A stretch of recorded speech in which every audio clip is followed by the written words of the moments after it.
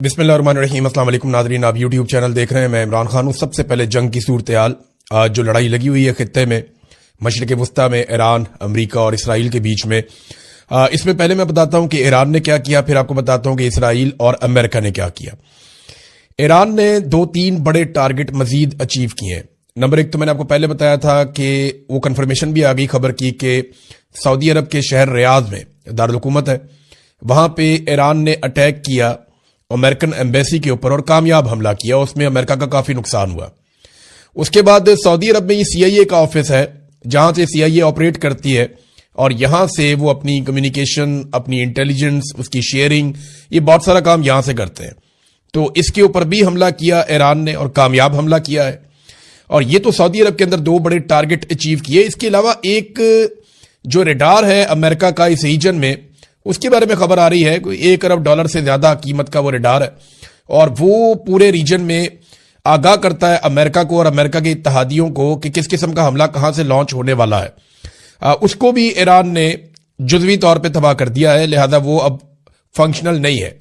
You اے ای کے اندر یعنی Dubai میں کونسلیٹ ہے امریکہ کی، اس کے اوپر ایران نے ایک ڈرون کے ساتھ اٹیک کیا ہے، اور اس کی بلڈنگ کے اندر بھی تباہی ہوئی ہے، وہاں پہ آگ بھڑک اٹھی ہے اور لوگ وہاں سے فوٹیج بنا کے ڈال رہے تھے۔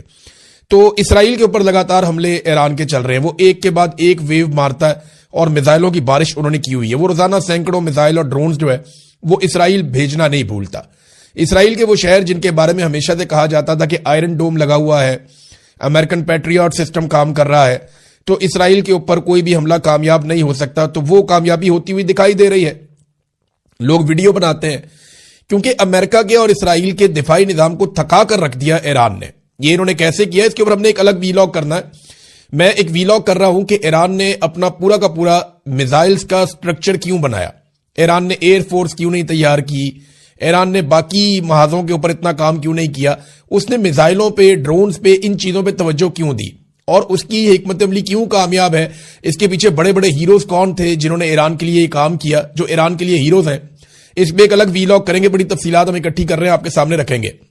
اب اسرائیل کے اوپر لگاتار حملے ہو رہے ہیں، اسرائیل کی جو اہم ترین بلڈنگز ہیں، ان کے جو سرکاری دفاتر ہیں وہ سارے خالی ہیں، اور ان کو ایران ایک ایک کر کے تباہ کر رہا ہے، اور یہ انفراسٹرکچر کا ایک بہت بڑا نقصان ہے جو اسرائیل کو ہونے جا رہا ہے۔ اسرائیل کی بہت ساری ایسی سائٹس جہاں انہوں نے بہت انویسٹمنٹ کی ہے، ان کو بھی ایران تباہ کر رہا ہے، جبکہ روکنے کا خرچہ بہت زیادہ ہے۔ ایران کے میزائل کو جب روکا جاتا ہے تو اس کا خرچہ بہت زیادہ ہے، ایران کے ڈرون کو جب روکا جاتا ہے تو اس کا خرچہ بہت زیادہ ہے۔ اسرائیلی شہریوں کی حالت اس وقت یہ ہے کہ وہ بنکرز کے اندر چلے گئے ہیں، تہہ خانوں کے اندر ان کو بھجوا دیا گیا ہے۔ کچھ لوگوں نے اپنے پرائیویٹ بنائے ہوئے تھے، وہ وہاں چلے گئے، کچھ جو سرکار نے بنائے ہوئے ہیں بہت بڑے بڑے بنکرز، وہ وہاں چلے گئے ہیں تہہ خانوں میں۔ اب وہ وہاں پہ ذہنی مریض بننا شروع ہو گئے ہیں۔ وہاں سے اطلاعات یہ آ رہی ہیں کہ لوگ اکتا گئے ہیں جنگ سے، جس طرح کے دھماکے ہو رہے ہیں، اور جیسی تباہی کی خبریں ان بنکرز کے اندر پہنچ رہی ہیں، یعنی اگر باہر تباہی نہ ہو رہی ہوتی اور اسرائیل کامیابی کے ساتھ تمام میزائلوں کو اور ڈرونز کو روک رہا ہوتا، امریکہ اس کی مدد کر رہا ہوتا، تو صورتحال کچھ اور ہوتی۔ دیکھیں نا، اب امریکی اس خطے سے جان بچا کر بھاگ رہے ہیں۔ 10,000 امریکی خلیجی ممالک سے اور اسرائیل سے نکل کر واپس جا چکے ہیں اب تک کی اطلاع کے مطابق، اور جو فلائٹ دستیاب ہوتی ہے، جیسے بھی ملتی ہے، امریکنز وہاں سے فوراً نکلتے ہیں، اور یہ امریکہ کی سرکاری پالیسی ہے کہ نکلو یہاں سے جانے بچا کے۔ تو اسرائیلی یہ سوچ رہے ہیں کہ ہم نے تو ان کو لڑنے کے لیے بلایا تھا، وہ اپنی جانیں بچا کے وہاں سے نکل رہے ہیں، اور ہم یہاں پہ بنکرز کے اندر، زمین کے اندر نیچے بیٹھے ہوئے ہیں۔ تو اب خطرہ اور خوف بڑھتا جا رہا ہے اسرائیل کے لیے، جبکہ ایران نے ابھی تک اپنے وہ ہتھیار استعمال نہیں کیے جو ان کے بہت خطرناک ہتھیار کہلاتے ہیں۔ مثال کے طور پہ ایران کی وزارت دفاع کا ایک سٹیٹمنٹ آیا، انہوں نے کہا کہ ہم نے ابھی تک اپنے جدید ترین ہتھیار استعمال نہیں کیے، ہم جنگ کے آغاز پر اپنے تمام جدید ہتھیاروں اور آلات کو استعمال کرنے کا ارادہ نہیں رکھتے، یہ جناب کہا انہوں نے۔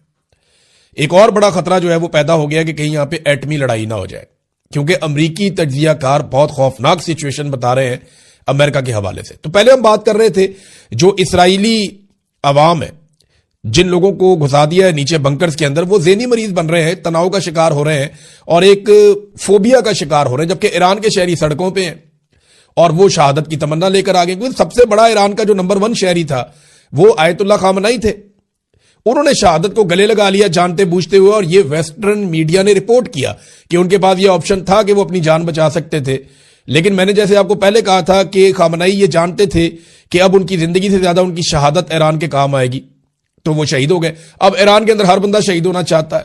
اور دوسرا جو ایک بہت بڑا مسئلہ ہو گیا، 167 بچیاں 12 سال تک کی عمر کی، یہ 7 سال سے 12 سال تک کی عمر کی بچیاں ہیں. والی بال کی 3 ٹیمیں خواتین کی وہ بھی شہید ہو گئیں حملے کے پہلے ہی دن. 40 کے قریب خواتین تھیں، لڑکیاں تھیں. تو یہ بہت بڑے پیمانے پر تباہی پھیلی ہے. ابھی بھی 60 بچیاں اسپتالوں میں داخل ہیں جن میں بہت ساروں کی جان خطرے میں ہے. اس قسم کا واقعہ اگر دنیا میں کہیں بھی ہوتا یا کوئی بھی کر دیتا تو دنیا کی نمبر 1 ٹاپ خبر بنتا اور سالوں تک اس کو ڈسکس کیا جاتا. 167 چھوٹی بچیاں ایران نے ایک ساتھ دفنائی ہیں. اتنا بڑا وار کرائم آج تک ہم نے جو تاریخ ہے، دستیاب تاریخ، اس کے اندر یہاں نہیں سنا ہم نے، جو جدید دنیا کے اندر ابھی امریکہ نے اور اسرائیل نے کر دیا. اس کے بعد ایرانیوں کا سوچنے کا طریقہ ہی بدل گیا. وہ رجیم چینج آپریشن، وہ حکومت کی مخالفت، وہ ساری چیزیں چلی گئیں. لوگوں نے کہا ہم آپس میں لڑتے رہے، جو مرضی کرتے رہے، ہمارے دشمن وہ ہیں جنہوں نے ہماری بچیاں مار دیں. اس سے ایک بہت بڑی تبدیلی آئی اور یہ ایک بہت بڑی غلطی ہے. اور جو خامنائی شہید نے کیا اس کے بعد تو صورتحال بالکل ہی ایک طرفہ ہو گئی ہے. اب وہاں پہ لوگ موت سے ڈرتے نہیں ہیں. اسرائیل کے لیے یہ پرابلم ہے، ان کے شہری جو ہیں وہ فوبیا کا شکار ہو رہے ہیں، امریکن خطے سے اپنی جانیں بچا کر بھاگ رہے ہیں. دوسری طرف ایران کے اوپر لگاتار اٹیکس ہو رہے ہیں، بار بار امریکن اٹیک کر رہے ہیں. اور جو سپریم لیڈر کا انتخاب کرنے والی کمیٹی تھی، اس نے جس بلڈنگ میں اکٹھے ہو کر یہ انتخاب کرنا تھا، اس بلڈنگ کے اوپر اٹیک کیا گیا. نقصانات کے بارے میں ابھی تفصیلات نہیں آئی، لیکن یہ دعویٰ کیا گیا کہ وہاں کئی لوگ شہید ہوئے ہیں. لیکن ابھی کچھ اطلاعات آ رہی ہیں کہ کنفرمیشن اس کی آ جائے گی، لیکن بہت سارے میڈیا نے اس کو رپورٹ کر بھی دیا ہے اور تقریباً کنفرم ہو گیا ہے کہ نئے سپریم لیڈر منتخب ہو گئے ہیں ایران کے. عبوری لیڈر تھے، اس سے پہلے میں نے آپ کو بتایا تھا ایک آئے تھے. تو جو نئے سپریم لیڈر منتخب ہوئے ہیں وہ آیت اللہ خامنائی کے صاحبزادے منتخب ہوئے ہیں. ان کا نام ہے جی مجتبی خامنائی. اب ان کے بارے میں 4 چیزیں میں آپ کو آج بتا دیتا ہوں، پھر تفصیل سے ہم بعد میں بات کرتے رہیں گے. 56 سال ان کی عمر ہے. یہ آیت اللہ خامنائی کے دوسرے بڑے بیٹے ہیں اور پاسداران انقلاب سے ان کا بہت گہرا تعلق ہے، اور یہ اپنے والد کی طرح ان کے جو عقائد ہیں وہ اسی طرح کے ہیں. اور چوتھی چیز یہ ہے کہ ان کے بیوی اور بچوں کے بارے میں بھی کنفرمیشن نہیں آ رہی. کچھ اطلاعات یہ ہے کہ ان کی اہلیہ زہرا حداد اور ان کے بچے شاید اس حملے میں شہید ہو گئے جہاں پہ آیت اللہ خامنائی شہید ہوئے تھے.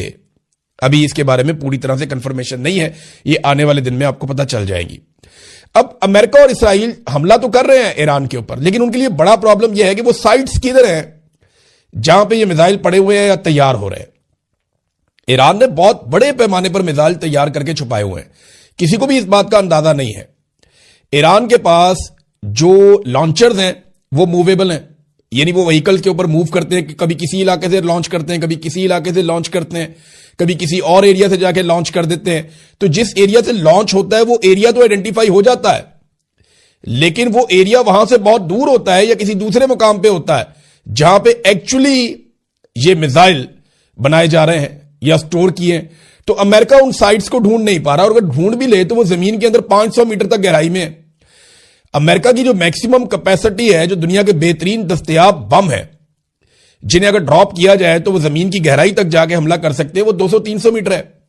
یہ 500 میٹر یا اس سے زیادہ گہرائی کے اندر پہاڑوں کے سینے چیڑ کے انہوں نے بہت بڑی بڑی سرنگیں بنا کے ان کے اندر پوری میزائل سٹی بنائی ہوئی ہے، اور روزانہ کی بنیاد پہ اپنے ڈرونز تیار کر رہے ہیں.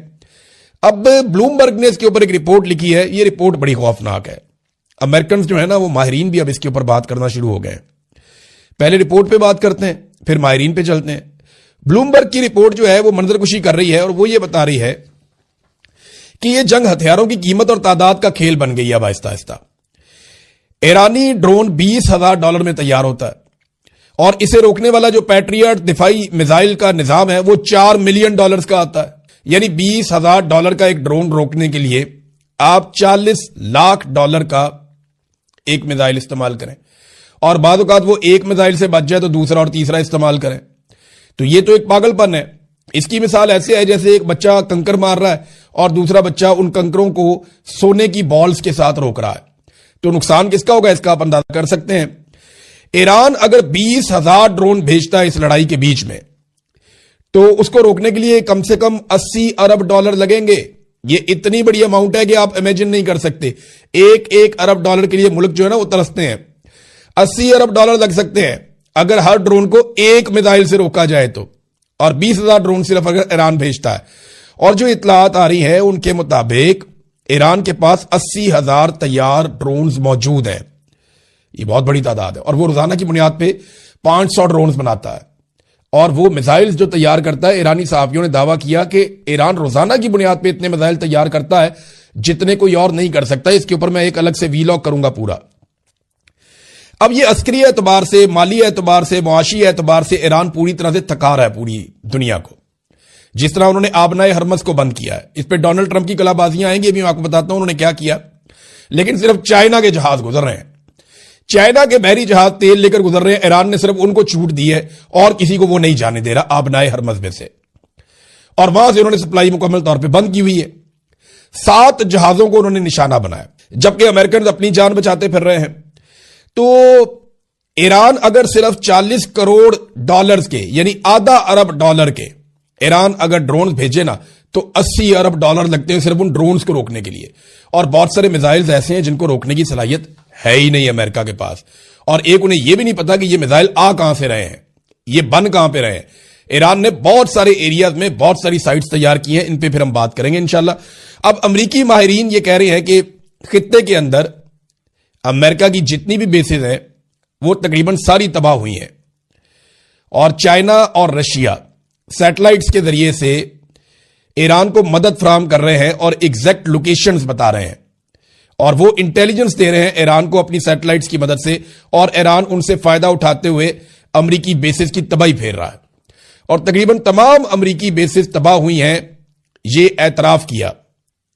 دوسری جانب جو ایرانی وزارت دفاع کے علاوہ ایرانی جنرل ابراہیم جباری کے مطابق تیل کی قیمت ابھی $80 سے اوپر گئی ہے, $85 تک چلی گئی ہے عالمی منڈی میں. انہوں نے کہا جی ہم آبنائے ہرمز کو بند رکھیں گے اور یہ قیمت $200 فی بیرل تک بھی جائے گی. دشمن ہمارے مراکز کو نشانہ بنائے گا تو ہم دشمن کے معاشی مراکز کو نشانہ بنائیں گے. ساتھ میں انہوں نے ترکی کو پیغام دیا کہ دشمن کی مدد مت کرنا ورنہ پچھتانا پڑے گا. آج ہماری باری ہے تو کل آپ کے لیے بھی یہی حالات پیدا ہو سکتے ہیں. تو ترکی کو بھی انہوں نے خبردار کیا. ناظرین, میں نے آپ کو ایک چینی پروفیسر کے بارے میں بتایا تھا اور ان کی پیشن گوئیاں بہت درست ثابت ہوتی ہیں. اور جو چینی پروفیسر ہیں, پروفیسر جیانگ, انہوں نے 2-3 چیزیں کہی تھیں 2024 میں, اور 3 پیشن گوئیاں انہوں نے کہی تھی, ان میں سے 2 درست ثابت ہو گئی ہیں اور تیسری درست ثابت ہونے کی طرف جا رہی ہے. انہوں نے ایک کہا تھا کہ 2024 کے نومبر میں ڈونلڈ ٹرمپ الیکشن جیت جائے گا. دوسرا انہوں نے کہا تھا کہ ڈونلڈ ٹرمپ ایران کے اوپر ضرور حملہ کرے گا. اور تیسرا انہوں نے کہا تھا کہ ایران جنگ جیت جائے گا اور امریکہ جنگ ہار جائے گا, اور اس کے بعد گلوبل آرڈر ہمیشہ کے لیے چینج ہو جائے گا, یعنی امریکہ اس طرح سے سپر پاور کنسیڈر نہیں ہوگا. یہ انہوں نے پریڈکشن کی تھی. ان کی 3 میں سے 2 درست ثابت ہو گئی ہیں. ان کا انٹرویو ہو رہا تھا امریکن میڈیا پہ, تو انہوں نے کہا جی میں اپنی بات پہ کھڑا ہوں, اس لڑائی میں امریکہ ایران کو شکست نہیں دے سکتا. یہی بات عمران خان نے بھی سمجھائی تھی کہ اس سے کسی کا بھی فائدہ نہیں ہوگا. جب بھی آپ یہ لڑائی کریں گے, یہ ایڈونچر کریں گے, یہ امریکہ سمیت پورے خطے کو بھاری پڑے گا اور پوری دنیا کو اس کی قیمت چکانی پڑے گی. یہ بات عمران خان نے بھی سمجھائی تھی, لیکن ڈونلڈ ٹرمپ کی کھوپڑی میں یہ گھسی نہیں. اب ڈونلڈ ٹرمپ جو ہے وہ کلا بازیاں کھانا شروع ہو گئے. نیا سٹیٹمنٹ انہوں نے دیا ہے کہ ایران میں ہر چیز تباہ ہو چکی ہے, نہ فضائیہ ہے, نہ بحریہ ہے, نہ فضائی دفاعی نظام ہے. بھئی یہ چیزیں تو ایران کے پاس پہلے بھی کوئی نہیں تھی. کوئی بہت بڑی بحریہ ان کے پاس تو ایسا سچ نہیں تھی جتنی ہے وہ ہے, اور فضائیہ ایران نے کبھی اس طرح سے بنائی نہیں اپنی. فضائی دفاعی نظام جو ہے وہ خود تو وہ بنا نہیں سکتا, تو ایران کے پاس جو تھا وہ تو ہے, اس کے میزائل بھی ہیں, اس کے ڈرونز بھی ہیں, اور اس کے پاس جتنی یورینیم ہے وہ بھی اس کے پاس ابھی موجود ہے. آپ تو کچھ نہیں لے سکے ان سے. ڈونلڈ ٹرمپ اب فیس سیونگ کر رہے ہیں اور رولا ڈال رہے ہیں, میں جت گیا, میں مار دیتا, میں نے تباہ کر دیا. اب یہ اس طرح کی حکمت عملی ہے جو اس سے پہلے بھی انہوں نے کیا تھا. ٹرمپ بیچ بیچ میں ایرانی قیادت کی تعریف بھی کرتے ہیں. وہ یہ کہتے ہیں جناب کچھ لوگ بہت اچھے ہیں ایران کے اندر, ان سے بات چیت بھی ہو سکتی ہے. تو ڈونلڈ ٹرمپ رستہ بھی کھولنا چاہتا ہے. رضا پہلوی کے ساتھ بہت بری ہوئی. یہ وہ ٹیشو پیپر ہے جن کو استعمال کر لیا جاتا ہے پھر پھینک دیا جاتا ہے, جیسے شہباز شریف ہے, جیسے عاصم منیر ہیں, جیسے ماضی کے اندر بہت سارے پاکستانی ٹیشو پیپر کی طرح استعمال ہوئے ہیں. ضیاء الحق ایک ٹیشو پیپر تھا امریکہ کا, وہ استعمال ہوا, اس سے پہلے بھی استعمال ہوتے رہے, اس کے بعد میں بھی استعمال ہوتے رہے, آج بھی استعمال ہو رہے ہیں. تو رضا پہلوی کے بارے میں ڈونلڈ ٹرمپ نے اس کا پتہ صاف کر دیا. وہ بیچارہ دن رات امریکہ کی تعریفیں کر رہا تھا. وہ 3 امریکن فوجی جو ہیں وہ مارے گئے تو وہ کہہ رہا تھا جی میرا دل خون کے آنسو رو رہا ہے, اور بڑے بڑے ایران کے اندر واقعات ہوئے اس پہ وہ نہیں بولا. تو ڈونلڈ ٹرمپ نے کہا جی کہ پہلوی اچھا بندہ ہے لیکن ان کا اقتدار بھی یہاں پہ چھینا گیا تھا, مگر اس وقت ایران کے اندر سے ہی کسی کا اقتدار سنبھالنا مناسب ہوگا. یعنی پہلوی کو فارغ کر دیا ڈونلڈ ٹرمپ نے. 24 گھنٹوں میں ڈونلڈ ٹرمپ کے 2 طرح کے سٹیٹمنٹ آئے. ایک سٹیٹمنٹ آیا ڈونلڈ ٹرمپ کا, میں مذاکرات کے لیے تیار ہوں, میں بات چیت کرنا چاہتا ہوں ایران سے, اور پھر ایران نے انکار کر دیا اور چٹا جواب دیا کہ ہم واشنگٹن سے بات چیت نہیں کریں گے, اب جنگ ہم ختم کریں گے تو ہوگی. اس کے بعد ڈونلڈ ٹرمپ کو کافی شرمندہ کیا گیا امریکہ میں. پھر ڈونلڈ ٹرمپ نے دوبارہ سٹیٹمنٹ دے دیا جی مجھے مذاکرات کا کہا جا رہا ہے لیکن میں کہہ رہا ہوں اٹس ٹو لیٹ, کہ اب بہت تاخیر ہو گئی, اب میں نہیں جنگ روکوں گا. تو آپ اندازہ کریں کہ ڈونلڈ ٹرمپ کی اس وقت کیا صورتحال ہے. ہوائیاں اڑی ہوئی ہیں اور سمجھ نہیں آ رہی کہ دائیں جائیں یا بائیں جائیں, اور چیزیں ان کے کنٹرول سے باہر نکل رہی ہیں. ایک اور چیز ناظرین میں ڈونلڈ ٹرمپ کی آپ کے ساتھ شیئر کرتا ہوں.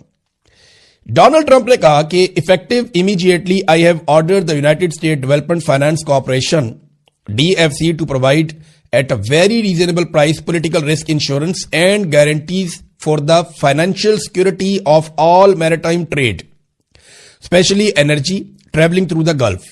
This will be available to all shipping lines. If necessary, the United States Navy will begin escorting tanks through the Strait of Hormuz as soon as possible. No matter what, the United States will ensure the free flow of energy to the world. The United States economic and military might is the greatest on earth. More actions to come. Thank you for your attention to this matter, President Donald J. Trump. اچھا غور کریں کہ Donald Trump تھک گیا, اس tweet میں دکھائی دے رہا ہے. اس نے کہا جی میں کہہ رہا ہوں کہ ان کو فوری طور پہ انشورنس دی جائے, اور یہ میں نے احکامات جاری کر دیے ہیں فائنینشیل کارپوریشن والوں کو, جو یہاں پہ تیل کی سپلائی کرنے والی کمپنیاں ان کو, اور یہ بھی کہا کہ اگر ضرورت پڑی تو امریکہ کی جو نیوی ہے وہ ایسکورٹ کرے گی, یعنی وہ حفاظت کے اندر تحویل میں لے کر چلے گی ان ٹینکرز کو گلف میں نکالنے کے لیے, آبنائے ہرمز سے نکالنے کے لیے. یہ ڈونلڈ ٹرمپ کہہ رہا ہے. ان کی نیوی اپنی جان بچاتی پھر رہی ہے, انہیں خود سمجھ نہیں آ رہی کہ ڈرون سے کیسے بچنا ہے تو میزائل سے کیسے بچنا ہے. وہ ٹینکرز کو کیا ایسکورٹ کریں گے؟ یعنی آپ ٹینکرز کو تو وہاں سے تب نکالیں گے نا جب آپ کی نیوی خود میدان میں آئے گی. آپ کے اپنے دفاعی تجزیہ کار کہہ رہے ہیں کہ جتنے بھی آپ کے اڈے ہیں ان کو تباہ کر دیا ایران نے, اور اب وہاں پہ ٹینکرز کو آپ کہہ رہے ہیں کہ نکلو یہاں سے, ہم آپ کو انشورنس دیں گے. لوگ کبھی بھی کمپنیاں نہیں نکلیں گی, یہ پیسے والے لوگ کبھی بھی رسک نہیں لیتے. اور ڈونلڈ ٹرمپ فوج کے ذریعے سے وہاں سے نکالے گا پانی میں سے, تو ایران بیٹھ کے ہیپی برتھ ڈے ٹو یو تو نہیں کہے گا. اس نے یہ ذخیرہ اس لیے رکھا ہوا ہے کہ میں نے بند کر دیا, بند مطلب بند, اب میں یہاں سے نہیں گزرنے دوں گا. تو وہ تو امریکن شپ جو ایران کی رینج سے باہر جا رہے تھے, اگر آپ ان کو واپس لے کر آئیں گے تو ایران دوبارہ ان کے اوپر اٹیک کرے گا, اور یہ اب کوئی ڈھکی چھپی بات نہیں ہے. ایران کا جھاکا کھل گیا, وہ اب مارے گا. ناظرین ایک خطرہ اور پیدا ہو گیا, اور وہ خطرہ ہے کہ خدا نخواستہ کوئی یہ معاملہ نیوکلیئر وار کی طرف تو نہیں جا سکتا. اس میں رشیا نے ایک وارننگ جاری کی ہے. دوسرا دیکھیں, ایران میں اب تک ایران کو روک کے رکھا ہوا تھا ایٹمی تجربے سے آیت اللہ خامنائی شہید نے. ان کی شہادت کے بعد امریکہ میں بہت سارے لوگ کہہ رہے ہیں کہ اب آپ نے یہ رکاوٹ دور کر دی ہے. ایران کے پاس افسودہ یورینیم موجود ہے, اور اگر وہ کوشش کرتا ہے تو وہ ایٹمی تجربہ کر سکتا ہے. اس کے بعد طاقت کا توازن جو ہے وہ کسی اور طرف چلا جائے گا. پھر تو آپ ایران کے ساتھ وہ نہیں کر سکیں گے, پھر اسرائیل کی بھی ہوا نکل جائے گی اور امریکہ کو پیچھے ہٹنا پڑے گا, اور سارے ممالک ایران کو کسی اور اینگل سے دیکھنا شروع ہو جائیں گے. تو کیا ایران ایسا کر سکتا ہے؟ اب کچھ اطلاعات آ رہی ہیں کہ اس کا بھی امکان ہے, اور امریکہ کو اس بات کا ڈر ہے اور اسرائیل کو بھی کہ ایران ایٹمی